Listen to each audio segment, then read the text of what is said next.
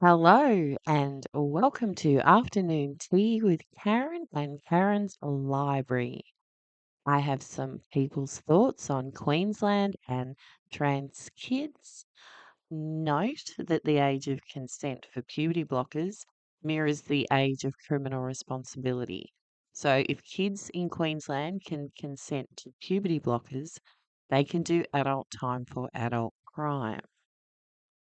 Today, the Queensland State Government has decided to stop new patients being able to access puberty blockers in Queensland's gender clinics for young people.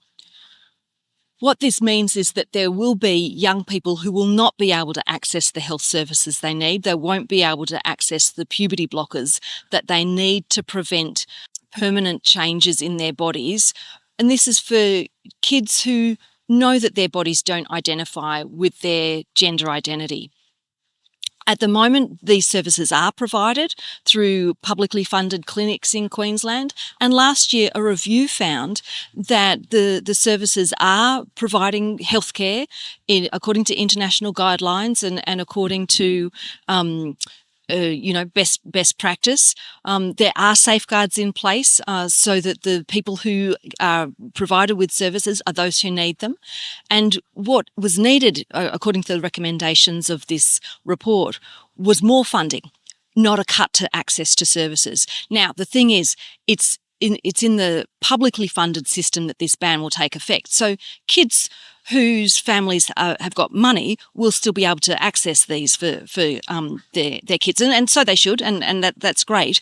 But this is one more way that the Queensland State Government shows that it doesn't care about working class and poor kids, because it's going to be the working class and poor kids, trans kids, who will miss out on being able to access these services. At the same time, working class and poor kids across the board are not having their needs met by Queensland State Government policies. They've got nothing that they can positively contribute to dealing with the cost of living crisis, dealing with the housing crisis, and dealing with the climate crisis, which is a big existential threat to the children of the state. So while they want to look like they're protecting children, they're actually not protecting children. Instead of promoting a culture where we can talk to one another, listen to one another, understand the complex issues around gender, they're simply going in with the right-wing agenda, which is don't let trans kids access puberty blockers. Socialist Alliance says we need to support trans kids, we need to support all kids, we need to reverse this decision. Yes, the next question I was going to ask was about the decision this week by the LNP to ban puberty blockers and other hormone treatments for trans youth in state-run clinics. Is there anything else you want to say about that?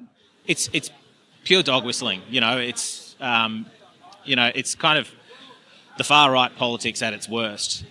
We've seen this, back in the federal election in 22. It became a rallying cry for the Conservatives, and it's just devastating that this basic healthcare is being taken away from children, and moreover, puberty blockers, for example, they're used in other types of healthcare. So other kids will continue to be allowed these drugs, but trans kids, for some reason, are going to be denied this healthcare. There are currently 490 odd families who are waiting for healthcare through the Queensland Children's Gender Clinic. They are just going to be left waiting.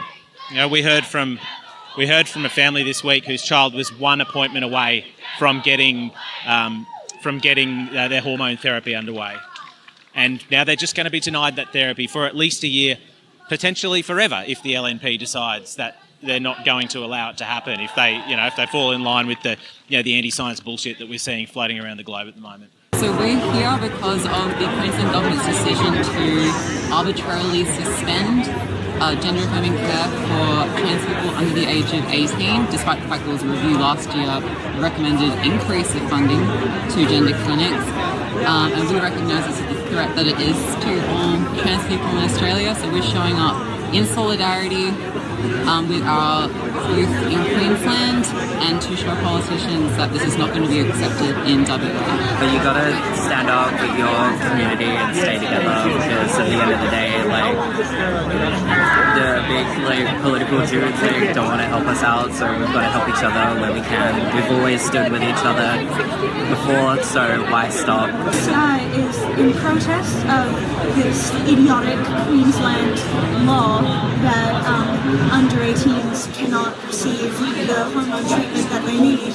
And it's important for, even though we aren't in Queensland, this is the Trans Day of Action, and it's important for everyone to show up and show as much support as they can, so that, because the louder we are, the more voices there are speaking up against this, the more likely we are to be heard, for people to know that this is not okay, and to get this stupid law overturned sooner. Hi, I'm down at Northbridge Piazza today. We have come out in solidarity with the trans community of Queensland. So the Queensland government have just banned life-saving healthcare for minors, people under 18. Now, I'm a mother of a trans daughter myself. The same healthcare pills that they have banned in Queensland literally saved my daughter's life. This is trans-affirmative healthcare. It's life-saving, and governments are just using trans people as political scapegoats, and it's absolutely disgusting. So we are here in solidarity with people of Queensland.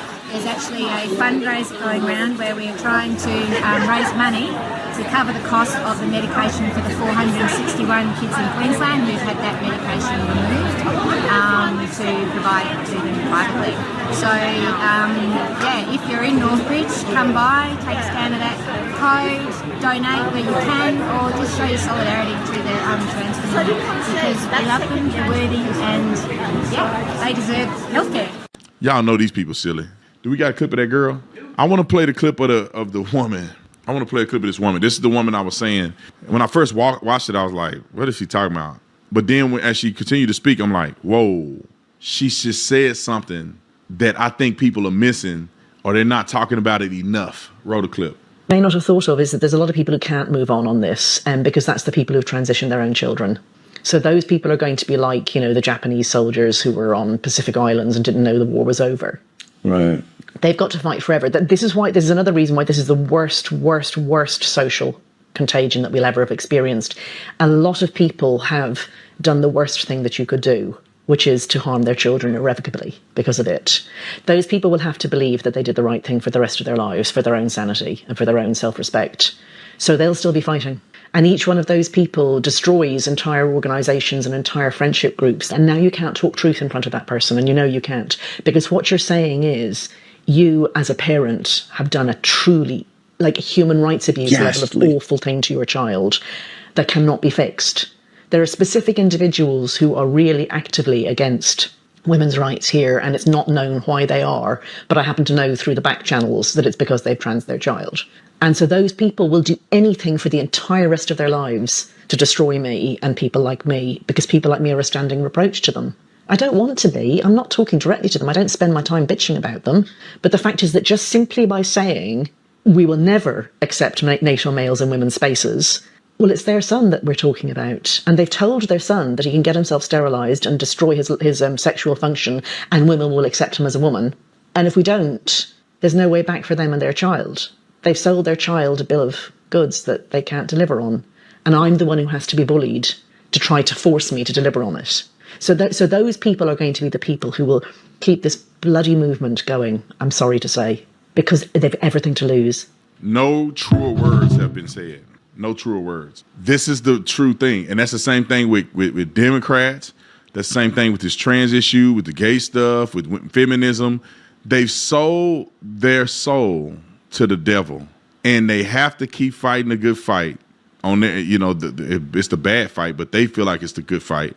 Because they have now made their whole identity this. Do you think that D. Wade, basketball player, that transitioned his kid, do you think he can ever be honest about the ramifications of transgenderism stuff? He can never do it because he was a part of manipulating his own son to lie to him and tell him he can be a girl and society is going to respect and see and view and appreciate him as a girl. He'd have been better off just being a guy and going through therapy. But he transitioned that boy.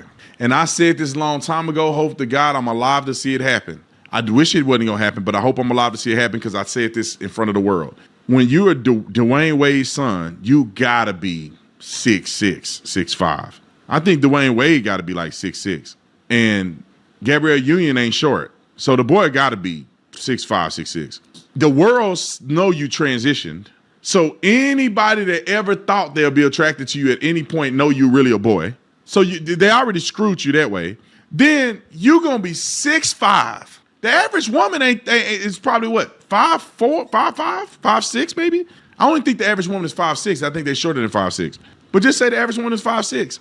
You at the bar hanging out with your girls. They all this tall. And then D Wade's son gonna be like this. And when you trans, your hands don't stop growing. You gonna have hands like a man. The body is skinny, but the hands and the feet is grown. Big old hands. Hey, how you doing? I'm Jada, whatever her name is. What is that? Josiah, Zariah. What? Zaya. Zaya. One of them. Hey, shake your hand like this. Hey. You like, dang, that girl got some big old hands, bro. What's going on with this? Hey, baby, I want to buy you some shoes. What size shoes you wear? 23? She got 23 shoe. What you a monster? Then if you don't cut the wang off, now you got that. Now you see a man and you gotta tell a man, hey, I ain't really who you think I am. Now, when you 6, you don't know that's the reality. When you grown, you know that's your kid's future. And you still sold them down the creek.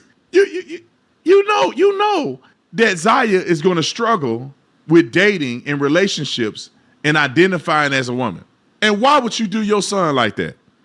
Maybe so they'll never leave home. And that'll do. See you later. Bye.